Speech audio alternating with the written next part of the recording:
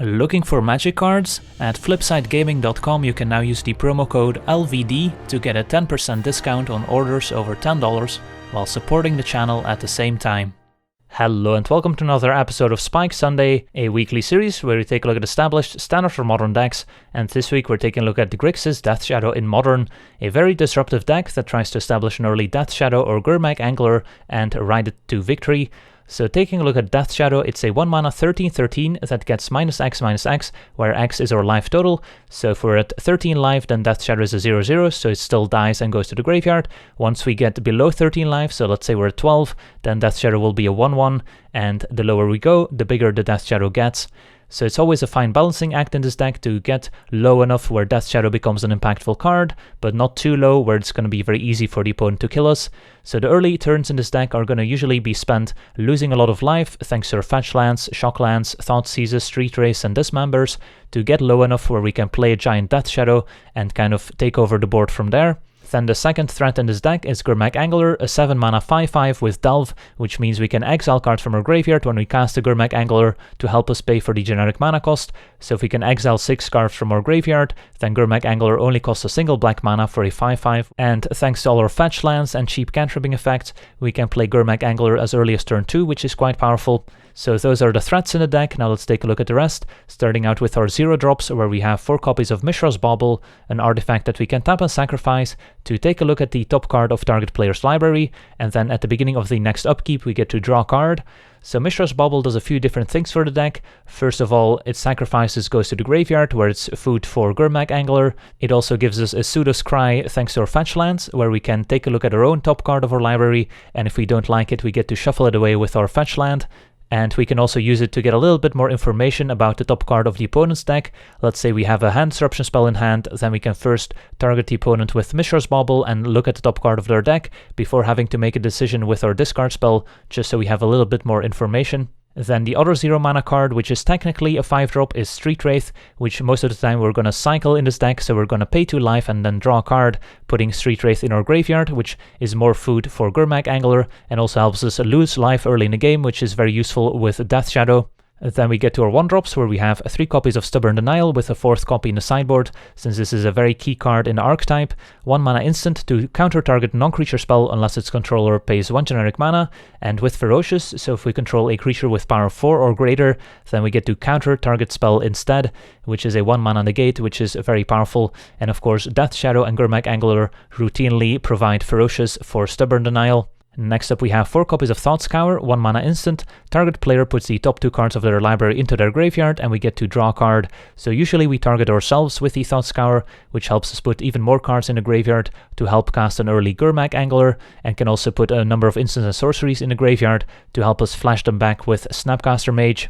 Then we have our 4 copies of Death Shadow, always a fine balancing act, not going too low on life, but usually the sweet spot lies somewhere between 7 and 9 life, so Death Shadow is at least a 4/4, so it turns on Ferocious for Stubborn Denial. Then we have 2 copies of Fatal Push as a nice cheap removal spell, lots of ways in this deck to turn on Revolt between the fetch lands and the Mishra's Baubles. Then we get to our hand disruption, where we have 2 copies of Inquisition of Kozilek, which can take any non-land card with convert mana cost 3 or less, and then we have 4 copies of Thoughtseize, which can take any non-land card from the opponent's hand at the cost of 2 life, but paying 2 life is actually an upside in this deck since it helps us play an early Death Shadow. Then we have 2 copies of Faithless Looting to draw 2 and discard 2, also as flashback for 2 and a red, so this helps us smooth out our draw, discard lands in the late game, and maybe help us find additional threats, which is very important in this deck, since if we don't have a Death Shadow or Gurmag Angler in play, the deck doesn't really do much. Then we also have 3 copies of Lightning Bolt to complement our Fatal Pushes for cheap removal, and of course can also go upstairs, can even target ourselves to grow the Death Shadow, which can also come up,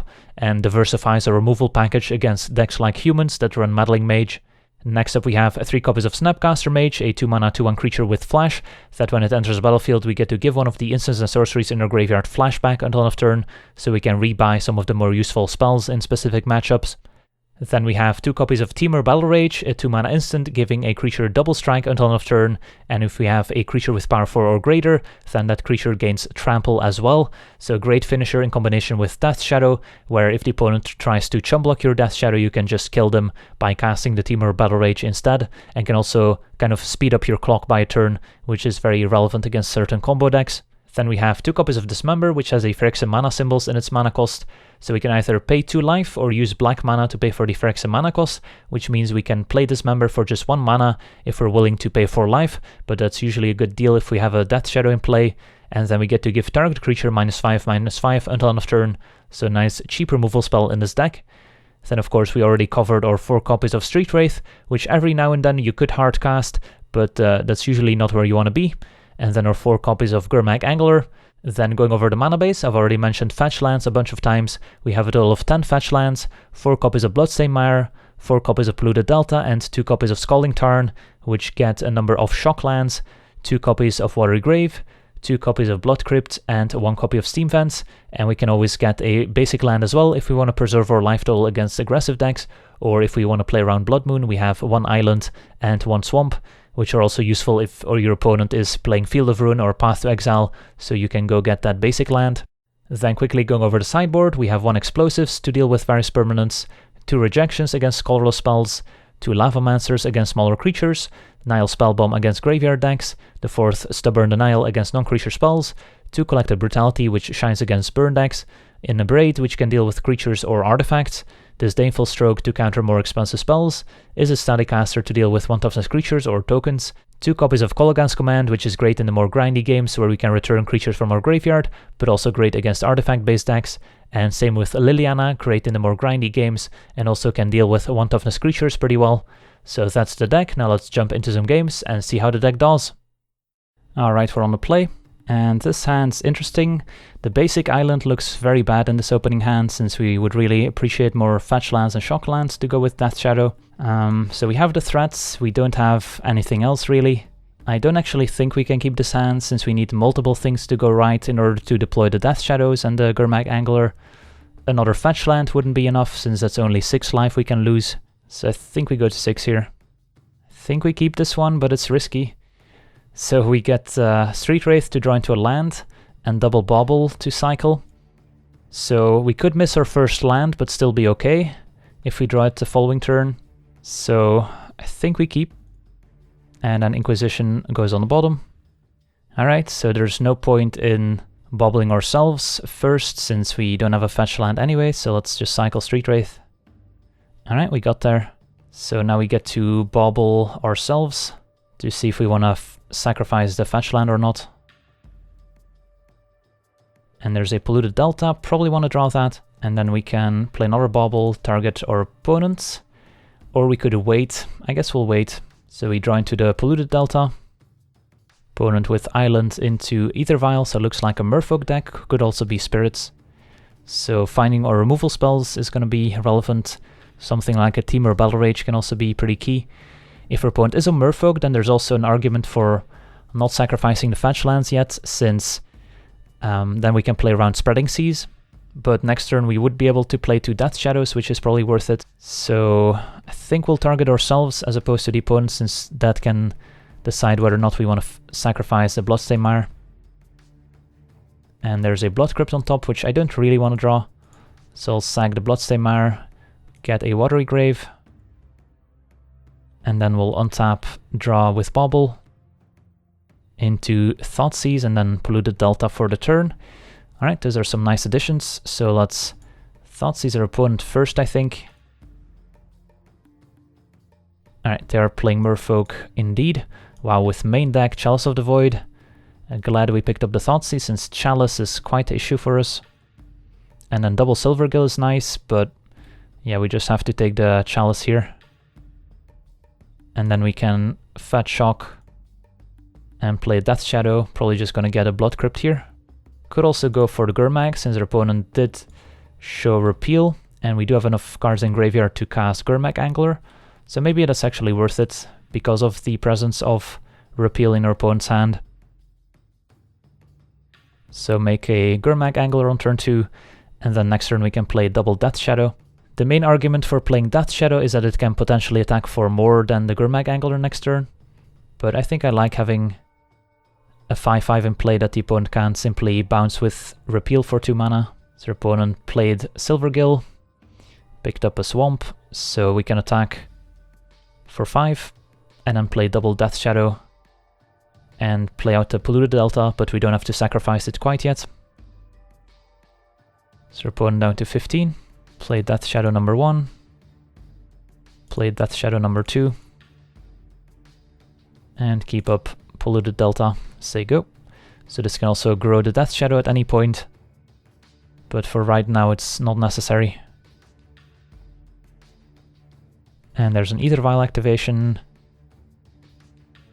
Putting Lord of Atlantis in play, so opponent's gonna try and race us here with the Island Walk since we have the Watery Grave in play.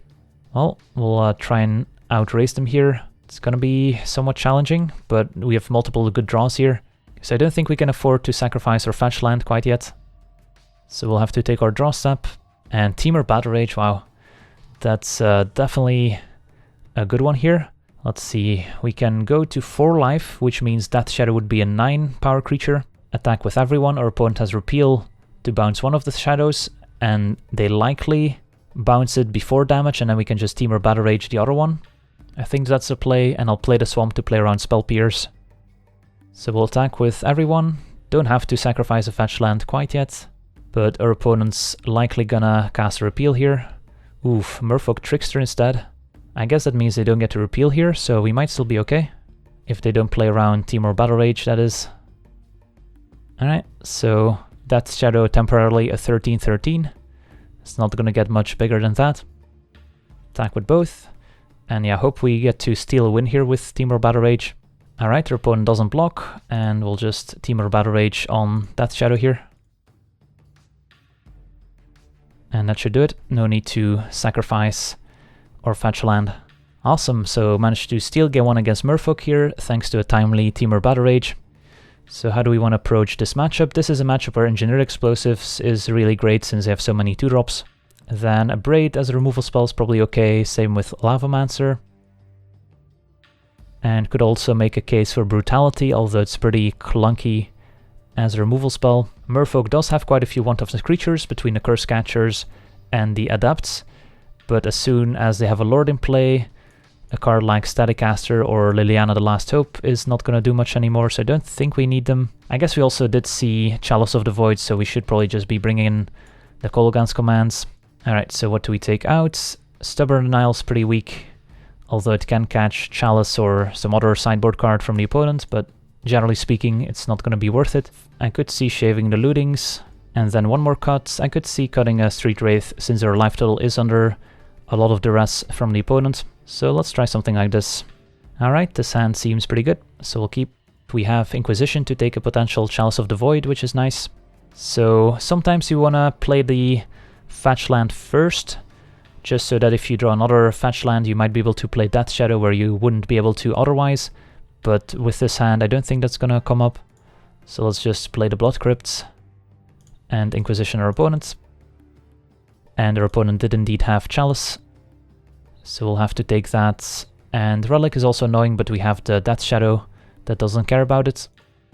So let's take the Chalice, leave them with some lands, a Master, a Trickster, and a Relic.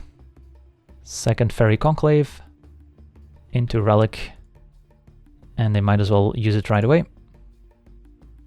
Alright, so this Gurmag Angler is not looking too hot. Another fetch land is nice, so let's Inquisition again. Opponent just picked up a land, so what do we care more about, a Master or a Trickster? I guess a Trickster, and leave them with Master, double Island, and then we'll play fetch land, say go. Since right now we would not be able to play Death Shadow and have it survive. Opponent uses Relic. I think I'll fetch in response, just to keep the Inquisition in the graveyard in case we want to Snapcaster Inquisition next turn. And I think we'll get the Watery Grave despite the Island Walk, since we do need blue mana at some point. Get rid of the Scalding Tarn, and if our opponent just plays Master, we can Dismember it. Next turn play pretty big Death Shadow. Instead they're gonna attack with the Fairy. That's fine. We could still Dismember it here, which sets up for a pretty nice Death Shadow next turn. I don't hate it. So get rid of the Fairy and untap. A Temur Battle Rage could be pretty huge as well. So we could Snapcaster Inquisition the Master, or we can just play Death Shadow. The advantage of playing Death Shadow is that We put a threat in play that starts pressuring the opponent. Advantage of Snapcaster Mage is that we for sure can get value by getting rid of the Master now that the Relic is tapped, but we might not get value from the Snapcaster later in the game. Could see arguments for both. I don't hate running out the Snapcaster Mage now that the Relic is tapped, since we don't have any other spells to flash back at the moment. So let's get another Watery Grave, and then Snapcaster into Inquisition. Maybe should have gotten Steam Vents there actually, since if our opponent's spreading Seas or Blood Crypt, we can no longer cast Temur Battle Rage. So that was probably a small mistake there. So Snapcaster, Inquisition, our opponents. And their hand is 2 Lords and an Island. Let's take one of them and say go. So there's Relic activation, get rid of Mire. And a Coral Helm Commander could potentially be an issue, and they're gonna level it up once. So still only a 2/2 at the moment. Alright, it's time to start beating down. We can bauble our opponent here, since bobbling ourselves doesn't really change any of our play. And see what's coming. And another Lord of Atlantis revealed. At least they won't be drawing another land, so they can't play both Lords next turn. So let's attack with Snapcaster Mage, and then play a Giant Death Shadow.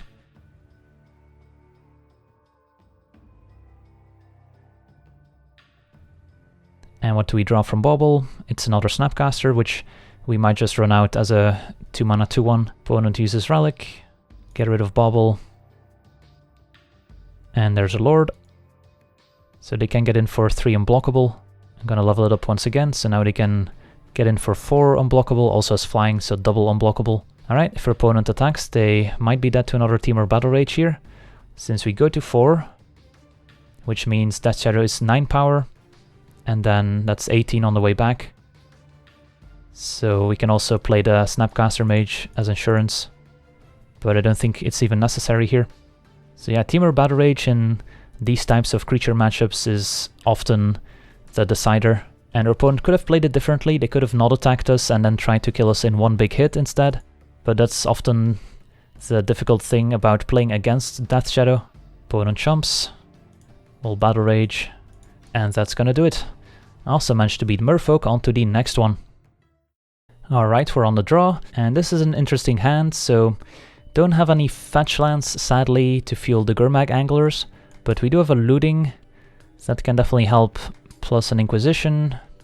This is borderline, but probably keepable. Opponent with turn 1 Spire Bluff, so it could be Storm. And yep, Sleight of Hand.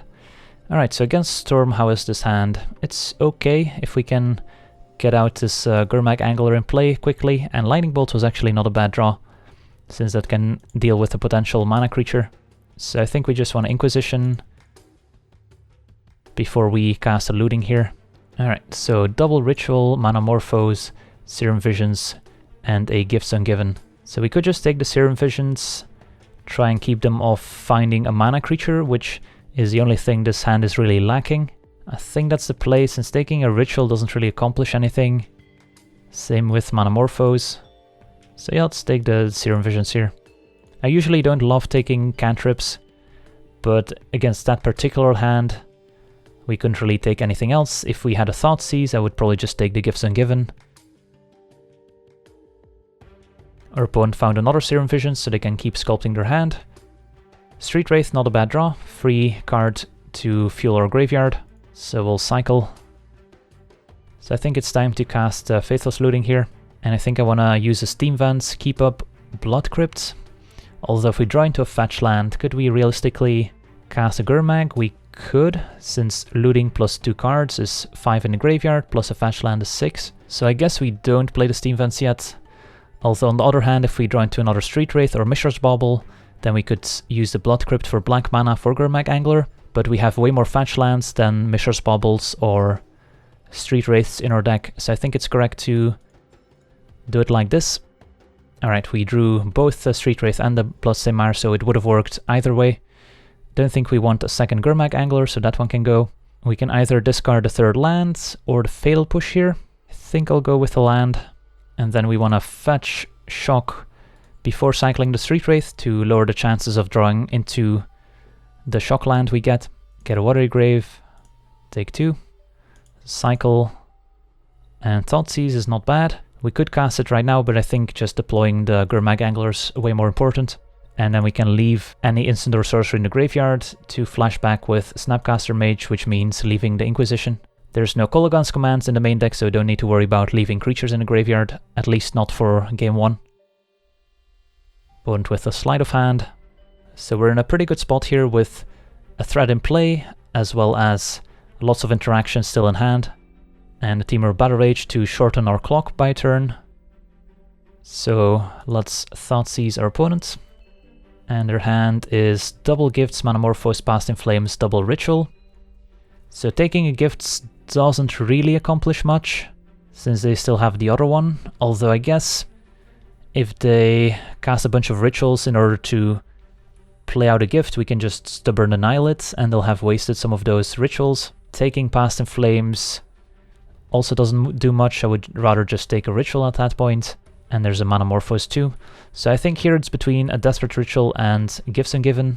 I think we just take the ritual in the spot and try to choke them on mana. And leave them with double gifts, Past in Flames, Ritual, Manamorphose. So we put them to 15. Next turn to 10, and the turn after we have lethal with Battle Rage. Opponent drew Steam Vents for the turn, so they could Ritual into Gifts Ungiven, but they're not gonna bother. Alright, let's untap. And Thought Scour we're not gonna cast here since we want to keep up Stubborn Annihilate, I think. So let's just attack for 5. And say go. One card that could potentially beat us is something like an Empty the Warrens, but there we do have the Battle Rage to potentially trample over, although trampling over Empty the Warrens when they're at 10 means they still would be at 1 life. Alright, opponent goes for the Gifts Ungiven, and it should be the game here. Don't really need to Stubborn Denial, but there's also no reason not to. I guess we could let them resolve the Gifts Ungiven to see what they would get. But yeah, we have the Battle Rage here to finish them off. And that should do it. Pretty good draw here in the end. The opening hand was a little sketchy, but a few fortunate draws. And we were able to deploy Gurmag Angler. Alright, sweet. So let's take a look at our sideboard against Storm. So the Forced Denial is a consideration, although against Storm I actually prefer the discard over the counterspells some of the time, since once the opponent is going off with a bunch of rituals, then of course when they cast a Storm card, countering one of the Storm copies doesn't do much. We could hedge against Empty the Warrens by including Explosives and maybe Staticaster. It's definitely reasonable. The main deck is actually already pretty well set up. The only thing we can consider is whether we want to hedge for potential Empty the Warrens, and I think it makes sense.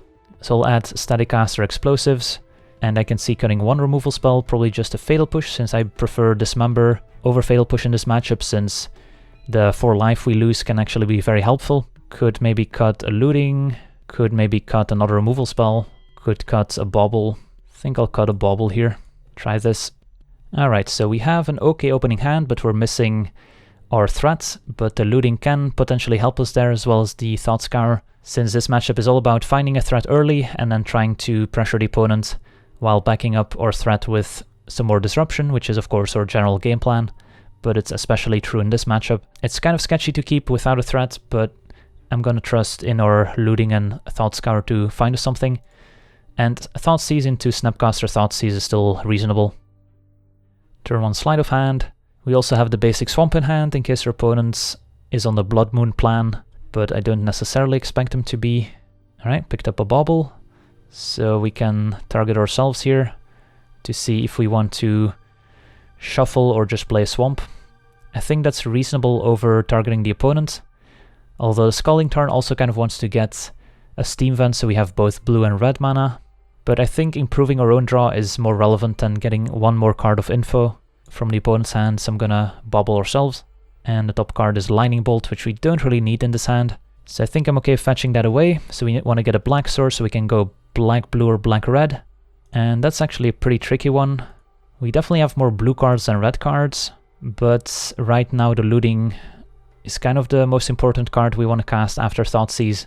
So I think I'm gonna go with the Blood Crypt here and Thoughtseize our opponent. And this way we also can cast a Bolt if they have a mana creature. And there we see Baral, Sleight of Hand, double Paradig Ritual, I'm gonna take the Baral anyway here, since taking one ritual doesn't really accomplish a ton. And this way if they draw a second mana creature, we have the Bolt still. And we picked up Stubborn Denial, so we do want to find both the threats and blue mana as quickly as possible here. Opponent with double Sleight of Hand. Alright, another Bauble. No reason to play it right now since we might discard it to the looting. So let's looting. So Snapcaster's looking pretty poor in this hand. I think we just keep all the cantripping, Bauble and Street Wraith. I think we discard Thought Scour over Denial. And then we wanna cycle Street Wraith, pick up explosives, not the best here. Bauble the opponents, might as well. Get a bit more info before we make them discard. So they're gonna draw Manamorphose. And let's Inquisition. And their hand is Serum Vision, Sleight of Hand, double Ritual, so this Inquisition doesn't really do a ton. I guess we'll take the Serum Visions, which digs the deepest, and leave them with Manamorphose that they're gonna draw, Sleight of Hand, double Ritual Mountain, and say go. Alright, we drew a Scalding Tarn with the Bauble, so now we have access to blue mana. Can also flash back a Faithless Looting next turn if we want to. Alright, so I think we fetch Shock before we cycle Street Wraith, reduce the chances of drawing into a land. So we can get Steam Vents or Watery Grave. I think we'll go with Watery Grave still. Take the 2 damage since Death Shadow wants to be as big as possible. And cycle into a Mishra's Bauble. I think we just flash back the looting here before playing the Bauble. And not draw into anything relevant. I think Explosives can go, and probably Dismember can go, keep Battle Rage and Bauble, and then play Bauble, target our opponents. And they're gonna draw a Spire Bluff. Alright, so at least we're both not doing much at the moment. Draw into another Stubborn Denial. So we went through a third of our deck and haven't found one of our 8 threats yet, which is unfortunate. And there's Baral. And Manamorphose. And our opponent passes. Alright, so at least we get the chance to Lightning Bolt Baral here. That works, and I think we keep the land in hand in case we pick up our second copy of Faithless Looting. And just say go. We could make the argument for playing out the land in case we want to double Stubborn Denial something. But that seems unlikely. So we know our opponent has double Ritual in hand. Could have also considered bringing in Nihil Spellbomb out of the sideboard. But it's usually a pretty slow way of dealing with the opponent's graveyard, while we would rather just kill them instead of dealing with their graveyard. Alright, another land to draw. Not ideal. So we're just waiting on that threat. I don't think we want to fetch Shock now since a small Grape Shot could kill us. Alright, there's a Death Shadow finally. Let's go for it. And we have double Stubborn Denial backup. Still gonna keep the Delta in hand, I think, for now. But we could potentially threaten lethal next turn, since we can go to 2, make Death Shadow an 11/11, attack for 22. So let's untap. Yeah, I think we just go for it here. So let's attack. Get a Watery Grave untapped. Get a Steam Vents untapped. Cast Battle Rage. And that's 22 damage. Alright, sweet, so it took us a while to find a Death Shadow, but when we did, we turned the corner really quickly. So on to the next one. Alright, we're on the play. And how about this hand? It's not amazing since we don't actually have a lot of food for the Gurmag Angler, and not a lot of life loss for the Death Shadow. So this is a tricky one since there's a few draw steps that can turn on this hand pretty quickly. If we draw into a Street Wraith, that helps both the Gurmag Angler and Death Shadow. Some early Thought Scours can fuel the Angler. A Faithless Looting can also help.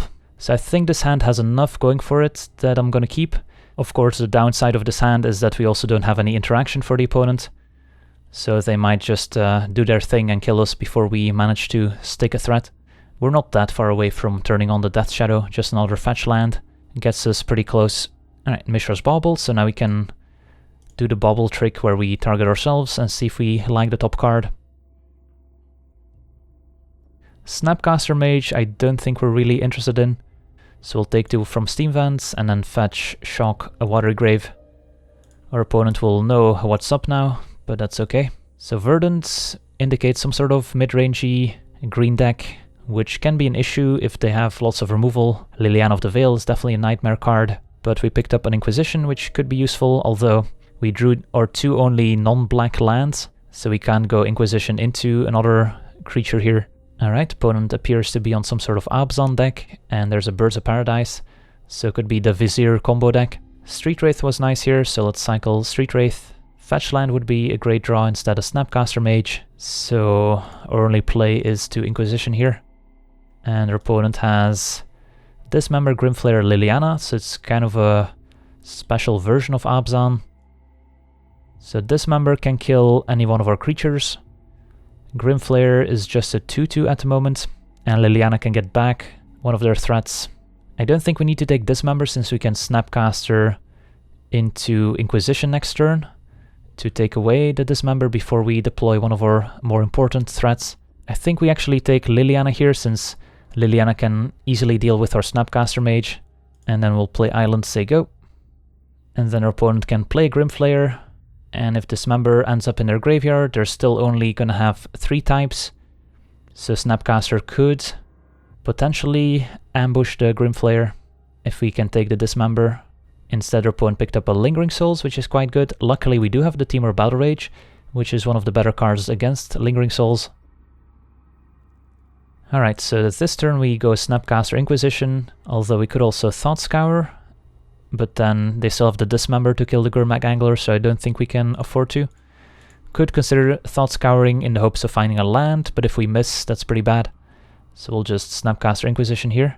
Now that our opponent casts Lingering Souls, Grimflayer would be a 4/4 creature thanks to Delirium, but if we take the Dismember, then the Grimflayer can't really attack into our 5/5s. So I think I like taking Dismember here and leave them with the Grimflayer. Alright, so opponent can cast Grimflayer, flashback Lingering Souls, but I guess if they do flashback the souls, Grimflayer is back to being a 2/2. And then Thought Scour can let us turbo out a Gurmag Angler. So there's Grimflayer into Tarmogoyf. Wow, that was a good draw. Alright, so now we're facing a 6/7, which is quite the problem.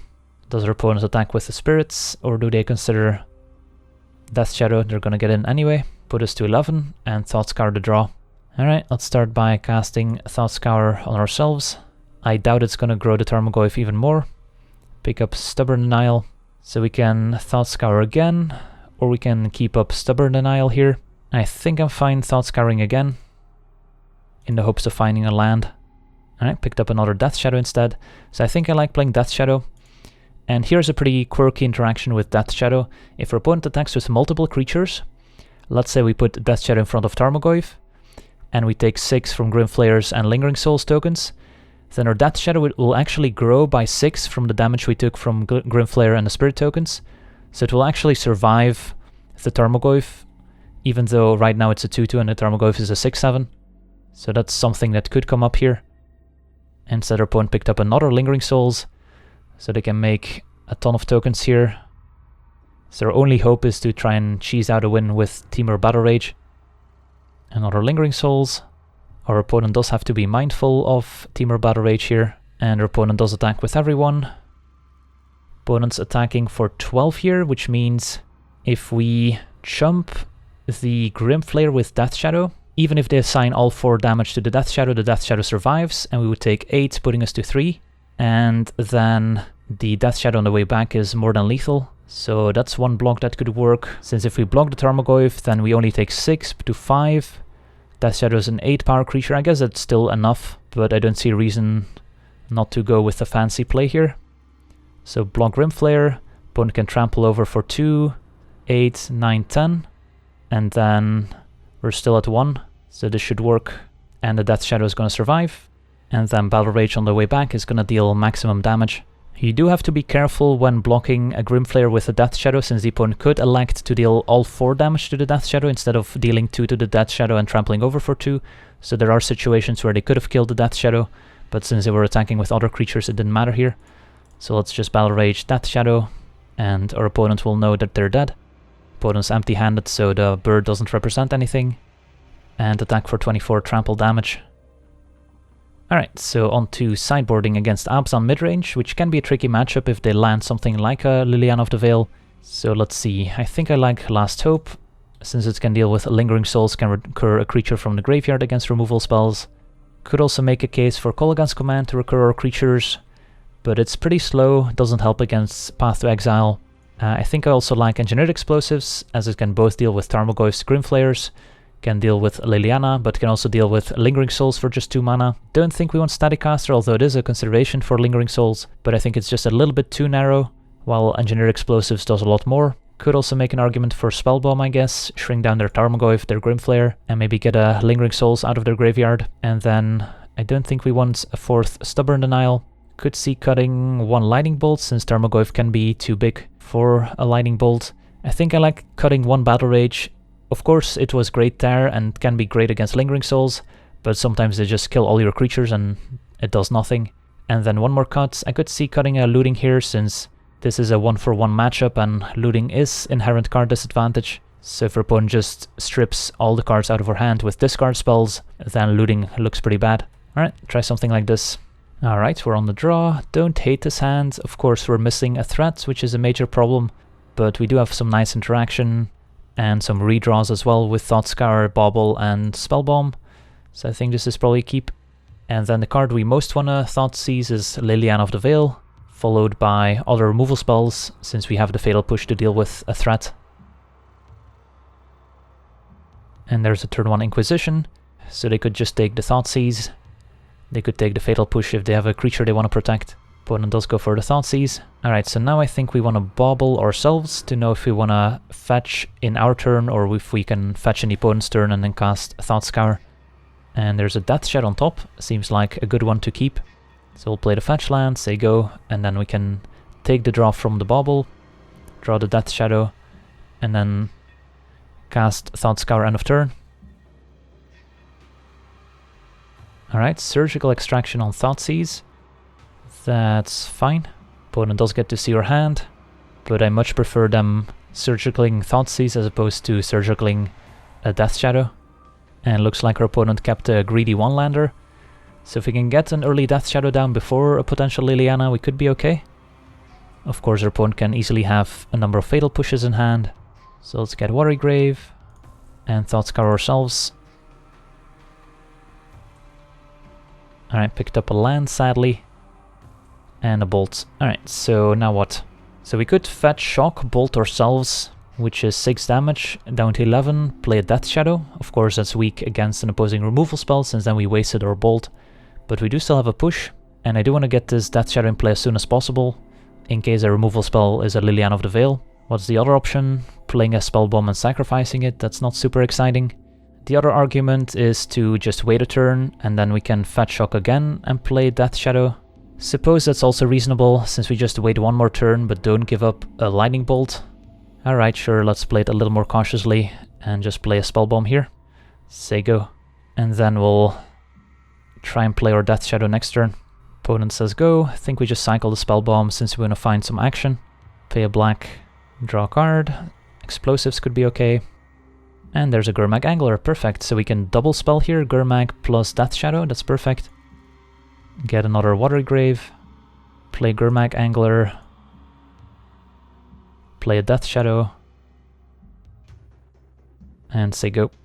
Could have left an extra card in the graveyard, could have left a blue mana to represent Stubborn Denial, but I think this is fine. Gives us more options with Bolt and Push. Our opponent finally finds their second land, and there's a push on the Death Shadow, nothing we can do about it. Alright, if they have a Path to Exile here, or Liliana next turn, we could be in trouble. Instead it's a Dismember, that's also gonna work. Alright, so I mean, our opponent kept a somewhat greedy hand, but they kept it for a reason. They had Push and Dismember. And alright, we drew another Gurmag Angler, that works. So we could take 2 damage to keep an extra card in the graveyard, since we can leave Death Shadow in the graveyard in case we top deck Last Hope, which is more relevant than keeping Thought Scour in case of Snapcaster Mage, since we have plenty of targets for Snapcaster Mage in hand. Play Gurmag, say go, and hope to dodge another removal spell here. Alright, Tarmogoyf, that's fine. Dies to our Fatal Push, or the Explosives. So we're not actually forced to kill it right away. And I think we'll keep the land in hand. So I don't see a reason to do anything besides attacking. And the Bolt can also go upstairs if our opponent takes a bit more damage. So that's also a good reason to keep it around. If our opponent chumps with the Goyf, they're maybe fearing Temur Battle Rage here, or they're trying to set up a Liliana for next turn. But killing the Goyf with push there doesn't really accomplish much if they have Liliana, since sure we can put our opponent to 5, but 5 is not dead. So I think this is fine. Still hoping to dodge Liliana. There's a Blooming Marsh. We can bolt Liliana to finish her or use explosives. And if it's just a Lingering Souls, we can also use explosives there. Alright, so Liliana of the Last Hope instead. That's acceptable. Definitely not as bad as Liliana of the Veil. So they can shrink down Gurmag if they want to. Instead they minus, so they can get back Tarmogoyf. So now we have the option of bolting the Liliana, or keeping the bolt to go face, or to maybe answer a creature. I think we keep the bolt to go face potentially. And Stubborn Denial was a great draw here. Gives us a lot of insurance against potential removal spells. So I think we just go for the opponent here. And then I think we're fine letting Liliana stay in play, since even just a 3-power Gurmag Angler can kill our opponent in combination with a Lightning Bolt. So we'll say go. And there's Tarmogoyf again. That's fine. Liliana pluses, that's fine too. And yeah, we should have the win here. Can't think of any cards that could mess with us. Push the Goyf. Bolt our opponents. Untap and attack our opponent for 3, and that does it. Awesome, managed to beat Abzan mid-range. I want to thank you for watching, I hope you enjoyed this gameplay, and as always, have a nice day. I also want to thank all my patrons for supporting the channel, and you can do so yourself as well over at patreon.com/LegenVD, where you get cool rewards for supporting the channel, as well as getting us closer to our goals, where with every goal reached, we will release an additional weekly series. So if you want to see more content, Patreon is the place to go.